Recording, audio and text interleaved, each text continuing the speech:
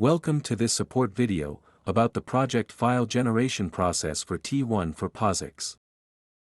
The T1 project file is necessary for trace analysis and needs to be imported into the T1 host software before you can work. The T1 target software configuration file contains all T1 POSIX tracer configurations, as well as T1 cont constraints for threads and CPU load thresholds. The T1 header file contains macros for T1 stopwatches, user events, app features and other T1 features. These three files are generated by a Python script, which comes with every T1 target software delivery. It can be found under 40 scripts, Gen T1P, in release folder.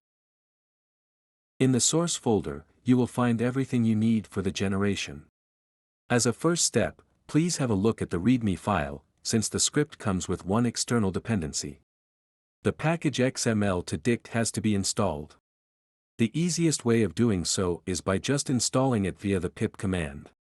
The main script is the run generator Python script. Next to it, you will find the T1 config invocation file. This is the central input for the project file generation script. It contains all the project settings for the T1 project file, as well as the T1 POSIX tracer configurations, and the use T1 features like stopwatches and user events for the T1 header file.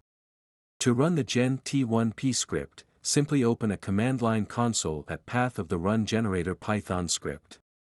The help shows you the parameters which can be used for the script.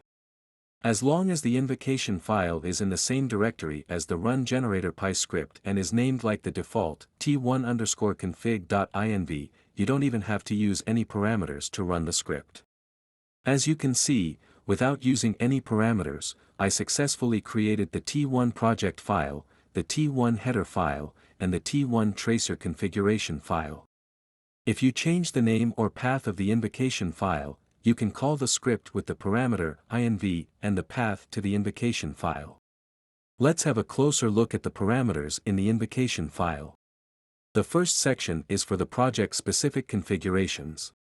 You can see the name of the project file, the name of the T1 config header file, a project name and other parameters. In the next section, you will find the system-specific configurations like system IDs, OS type and tick duration. In the T1 target software configuration, all the T1 POSIX tracer configurations are done.